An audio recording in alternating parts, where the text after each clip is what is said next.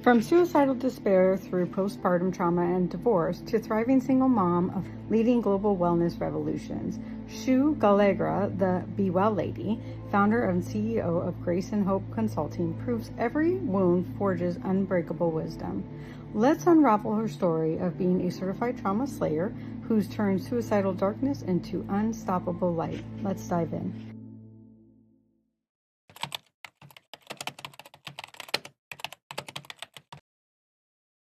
Asking yourself, everything I went through, how can I turn it into a blessing for myself and for others? And it wasn't a psychiatric hospital, and I realized this is not, yes, I'm getting help, but I don't want to go back home and live the same life that I thought I was living, because that was not living, that was surviving. Right.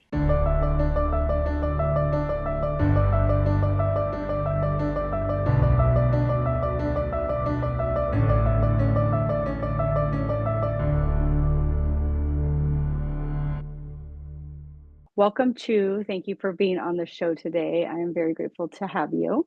Thanks for having me. I'm honored to be here.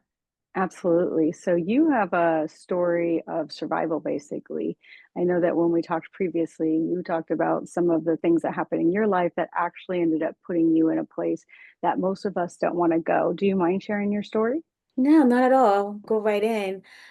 So I struggle with mental health challenges in the past, to the point where I did not want to live anymore. And this goes back, ooh, 16 years ago now. My daughter was 2.5 and now she's 19. So Oh, 16, 17 years ago. Like many people who have had unresolved trauma, it's not until a new stressor comes in their life that it actually goes and unravels all the trauma that was hiding underneath. So for me, I had my daughter, my first child, and mhm. everybody thought it was just postpartum depression. They're like, oh yeah, she'll get over it. She'll get, it's fine. She's her first child. She in a new country. She doesn't have much support. So all made sense, right? People thought I would be Right. just fine. I'll bounce back okay. 2.5 years later, I was not bouncing back. And here, because of my own childhood trauma of neglect, abuse, emotional and sexual, and although I love my child and I was supporting her, taking care of her as much as I could, I couldn't Right. find the strength to do it, because being a mom reminded me of being a child who did not have what she needed. And Mm-hmm. now I can articulate that, but back then I couldn't. I was like, why is it I just can't seem to be, I'm not okay, and I don't know why. And so I went to counseling, and I'm glad I did. At that time I already had a counselor, because the day that I thought that I couldn't take it anymore, I had someone to call. So I called my Oh, counselor and explained to her, I said, I just feel like I want to die. And she's like, you need to get to the hospital, call 911, have them pick you up and take you to the hospital. I'm like, I think I can drive. She's like, no, I do not want you to drive, because, and she was right. In that state of mind, it's not safe for anybody to drive. right. But for me, it was, that moment that I knew I did not want to, but I felt like I wanted to. And we can go into that a little bit later. So I end up going to driving myself to the ER, to emergency room at first. From there, end up in a psychiatric hospital, and it wasn't a psychiatric hospital, and I realized this is not, I'm getting help, but I don't want to go back home and live the same life that I thought I was living, because that was not living, that was surviving. Right. Right. And so that's one of the things. But through all that journey, like getting to that moment, and then start working on my mental health, realizing that I had unresolved childhood trauma that I needed to take care of, that I needed to process and heal from.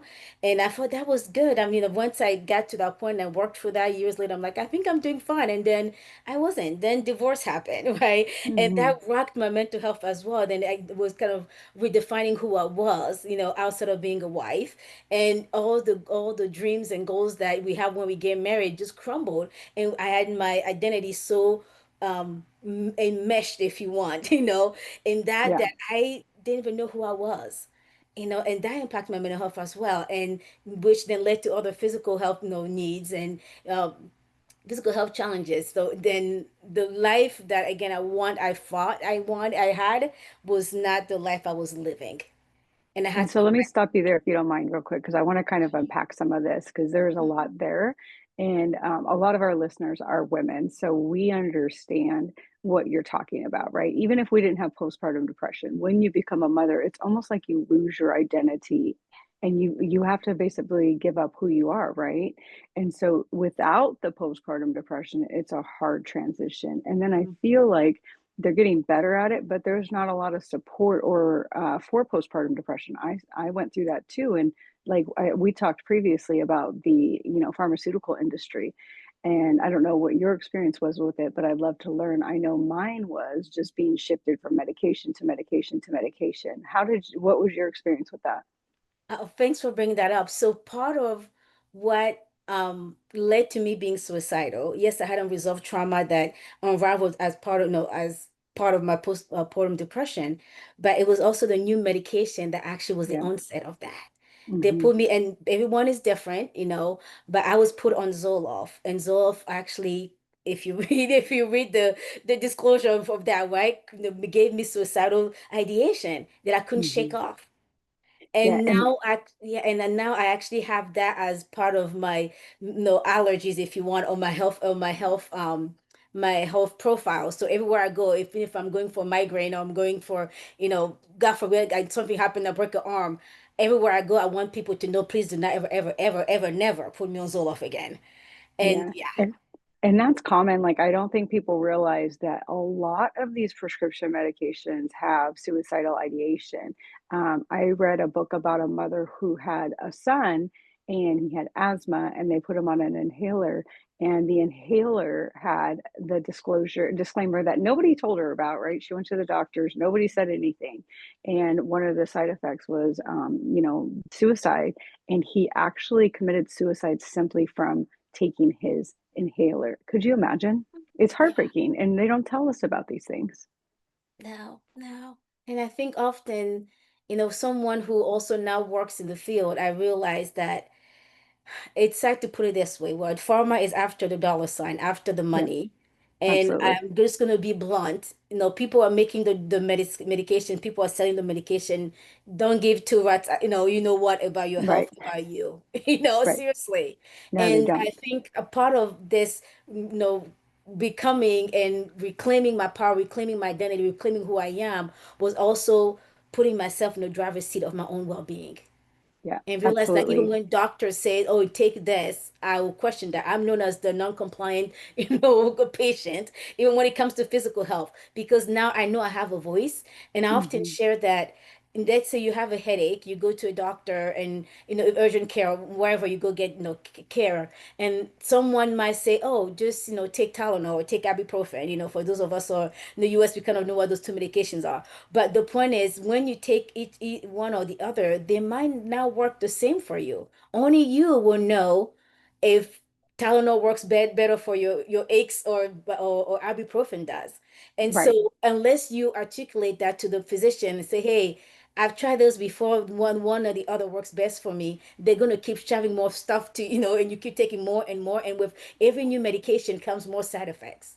right, exactly. I agree 100%. And also, have you found that there's any natural remedies instead of going to these pharmaceuticals? Like, what's your experience with that? I know I had to turn to natural remedies because the stuff that they're giving you is just so bad for your liver, your kidneys, it makes you ill.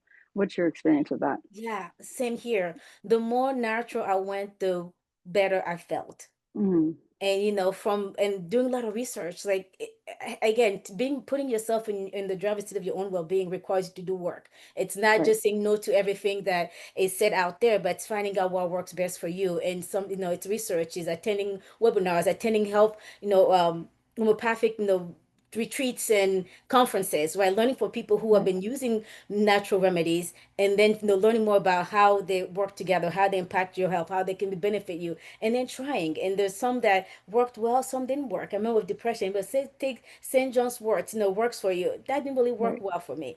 And I found out right. later that I had a chronic vitamin D deficiency, which will Yeah. actually cause not just the aches and pains in your body, but also Hmm. impacts your mood.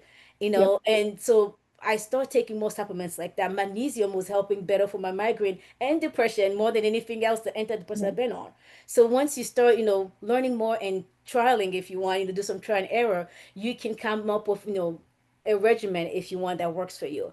And outside of just taking supplement, it's what we often call, in the pure support model, your personal medicine. For me, it's nature, it's journaling, Hmm. it's doing things that give me purpose. Right. that brings me more life than any antidepressant I can ever take, right? Moving my body as much as I can, for me swimming. So all the other things that we might put aside that from the pharma does not, add to your list of prescription often Right. helps you more than the medication itself. And there's research there to prove that, that there's one that I read a while back about antidepressant. It was a group of people who took antidepressant every day for 3 weeks, and another group who did not do the antidepressant but Placebo. did 30 minutes of aerobics every day. Mhm. And not only the days that they, when they stopped the program, they had more lasting effect, positive effect of the physical activity they did. But then those who were only taking the medication, when they stopped, the ones who were taking the meds, when they stopped taking the meds, depression came back. And then Yep. it created that dependency. And then many of us been addicted to meds, not in the Bible because we're looking for high, but just our bodies start craving these Yep. things are not helpful, and then we can't get off of it. Well, and the more we take, the more we need, right? I read this book. I love Exactly. to read, obviously. I read this book. It's by, I think it's the Laura Delano, and she talks about the other problem is that when they switch you from medication to medication, your body doesn't get the ability to acclimate, right? So if you're on like, let's say 100 milligrams, and then they just shift you to another medication, or they take you off of it because let's say you're having suicidal thoughts or whatever, your body actually needs to taper off of it. If they just completely take you off of it, it throws your brain into this spiral and sends you back into that horrible place. And a lot of the doctors will just shift your medication without tapering. Yeah, yeah. And Yeah. and sad. I'm not against doctors. I'll put No, that of course, disclaimer of there. course. They have a And time and a place. right. And it's sad that I have friends who, who are in the medical field, and it's sad some of them actually will, I know some have quit their jobs and still looking over ways of supporting people because even for Yeah, them, this is not what they sign up for. Nobody goes right. to medical school to accumulate all that debt just to be cutting corners, right? But the way our system works, where they have so Mhm. many patients to see a day, it's like, oh, just try this because they have to go to the next patients and not even have a Right. time to not just taper off, but even explain to people what Hmm. this medication is supposed to do, how it interacts with the other meds you're taking, right? And and what will happen if you stop taking it? Like we're not even providing people with enough education for people to Right. make informed decisions.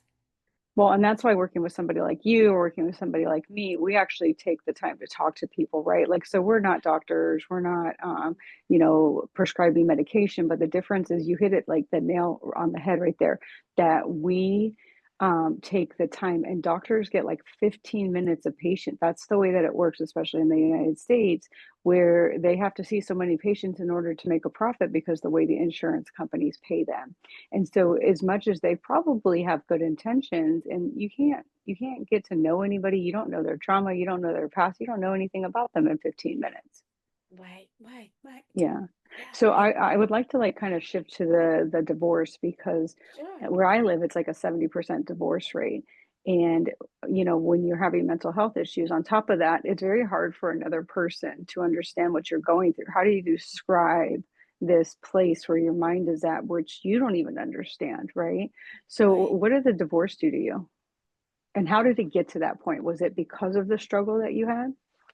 No, and I don't think it was even my mental health, honestly. Because like I said, I was working through it already. So, but I think my youngest is now 11, and we separated with my ex-husband when I was still pregnant with him, so 12 years ago. So Yeah. just kind of going backwards here, which means at that point I would have been out of the psych hospital like 4 years into it. Mhm. Yeah, and my mental health was actually back then at its best. I was doing better. I was, you know, just living life, I thought, right? But also here's the part that nobody tells you. When you start healing, you start Mm. discovering things that you settle for, places that Mhm. no longer serve you, Yeah. and you find the strength to not put up with nonsense.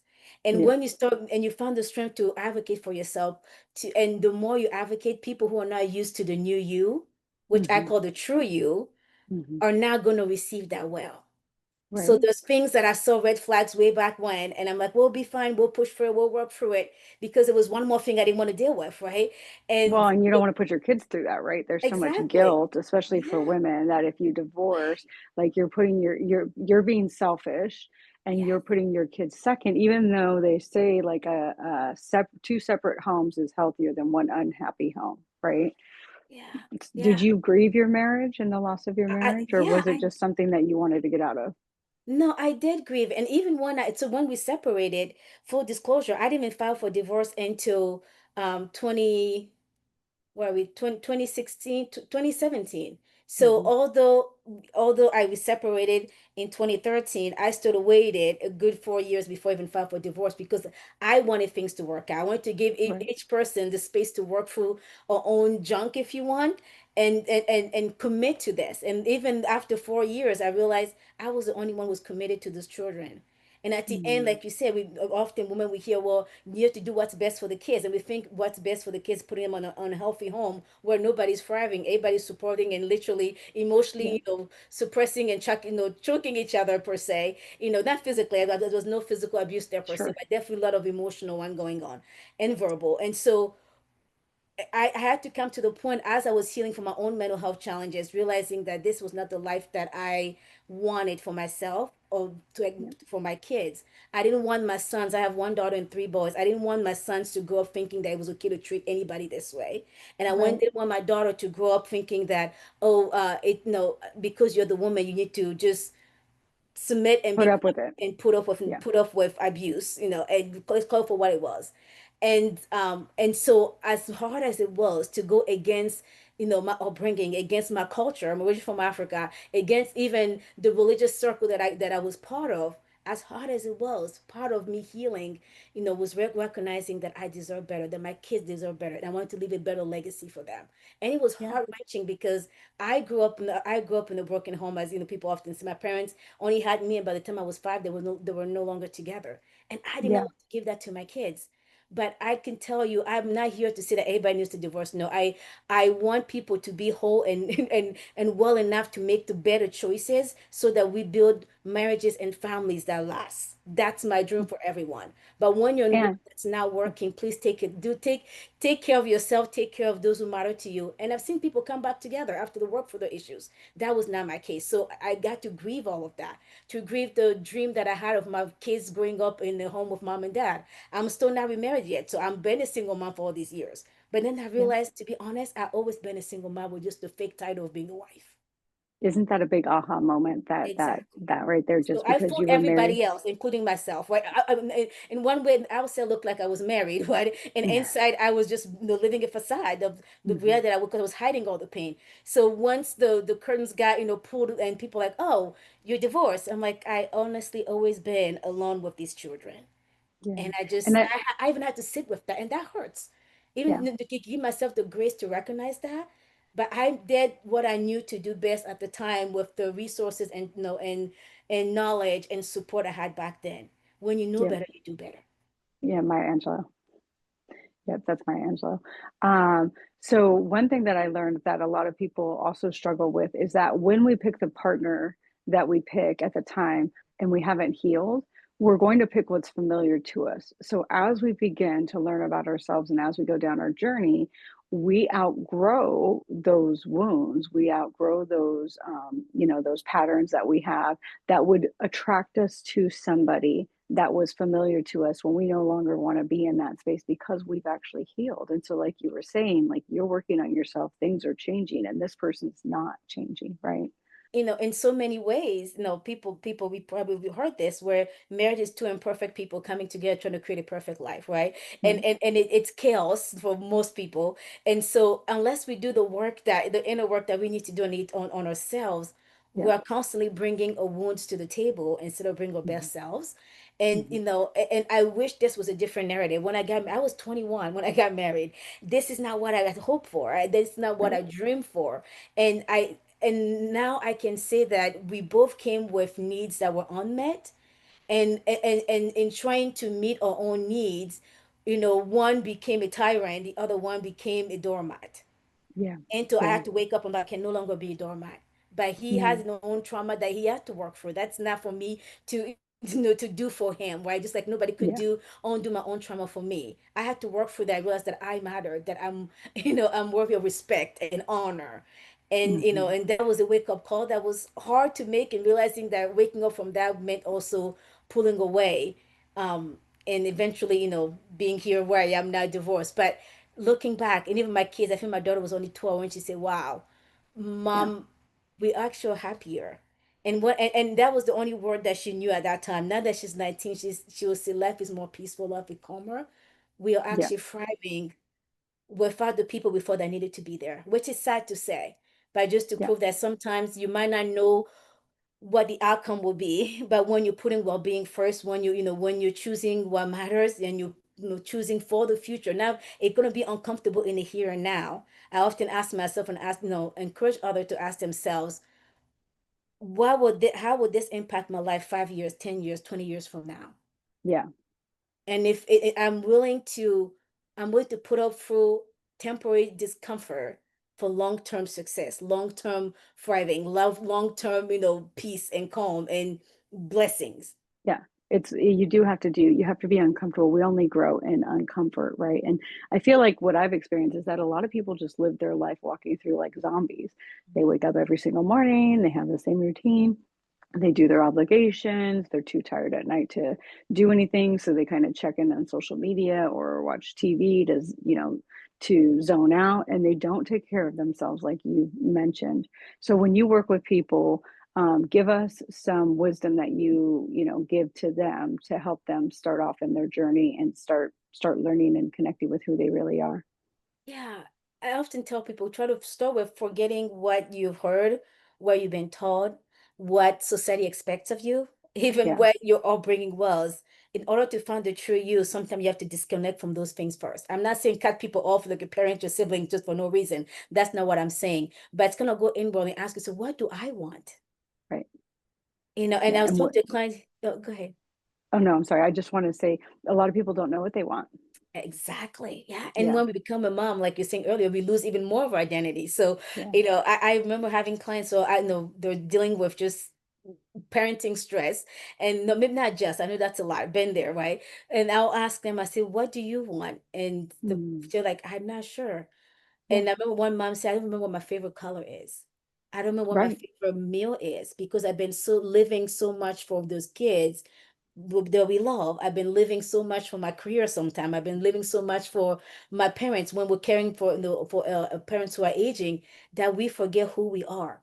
And all Mm. those things are important, but unless we know who we are, life continues to happen to us, Hmm. instead of happening for us.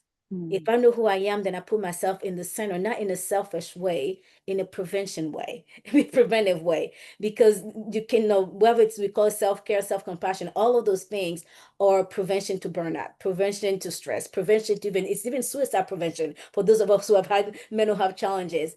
The Right. more you focus on your own well-being first before you start pouring it into everybody's cup, you are taking care of yourself and preserving your well-being so you can do more of it. My Yeah. kids now are, even now that they're older, we have so much fun and they have so many more memories, even in spite of other challenges we had later on, because I've Right. taken the time to work on myself. I've taken the time to build, regiments, if you want, routines that shows to them that self-care is important, that taking care of yourself matters. And now I even hear them, in the boys, they're 13, 11, it's like, well, can you just please don't be in this space? I'm going to sit here by myself. I just want to watch TV alone. And I love that. It might Yeah. sound weird for people not used to it, but by you taking care of yourself, especially for the woman, and I'm speaking to women, your mom, especially, the more you prioritize your well-being, you are breaking, honestly, generational curses, if you want, for future generations. Because many of us, work like robots. Many of us, work ourselves to the ground because that's what we saw our mom or grandma, great great grandma Right. do, right? And we Right. put up with things that because that's how it's always been done around us. And Yeah. I don't I think that's agree. what we're going to pass on to our kids. Right. We need to change so that they can change. So as we wrap up here, give us one tool. So one tool to get started because you went from suicidal to somebody who's an inspiration. And some people just say, "Yeah, all that sounds great, but how do I get started?" So just one simple tool. The first one, I'll think the biggest one is changing your mindset. I know that sounds big, right? Yeah. But the way you do that is asking yourself, everything I went through, how can I turn it into a blessing for myself and for others? Yeah. Because if I always see my challenges as problems, I'm going to live in the problem mentality and I'm not going to find the strength to move forward. And for me, my faith did that for me. My faith helped me to find purpose in my pain. Today, all the things I do is because I've been there. I often say I'm the person I wish I had when I was going through my hardest times, right? To my darkest moments. And when you learn to turn those stumbling blocks into stepping stones, honestly, for me and for many others, you find that joy on the journey. So maybe for you, Rana, just maybe just blogging about your story so that it encourage someone else. And you know, Yeah. joining a support group where you get supported, and then you also others get supported, through your presence there. That so that you know you're not alone. Others also benefits from you being there. So once you Yeah. start changing, like, with this happened to me, but I'm taking the decision now to make it work for me. That changes everything. So it sounds like a very good first tool would be maybe join some sort of support group or join a community. If people are interested in working with you, how would they find you? Some of the things we talked about here on my website for that when I do more individual work for personal growth and personal healing, it's under graceandhopeforfamilies.org. And then for Grace some, and Hope for Families.org. Okay, right. And then for those who are looking for more support, like in the workplace for your career, for your professional development, that's under graceandhopeconsulting.com. perfect. And we'll have all of that in the description. We're super grateful for you sharing your experience. There's more. I mean, I know that there's so much more to unpack that we can't get done in 30 minutes. So I really invite people to reach out to you on the website. Do you have other podcasts or do you blog or what other tools do you have that's available to people if they go to your websites? Yeah, so on the website, either one of them, you can not only look at the different services we provide, but there's blogs on there. You can also schedule a free 15-minute consultation with me. That Mhm. we get to talk about your specific, situation and how we can help and maybe then give you resources that are tailored, excuse me, to what you are going through.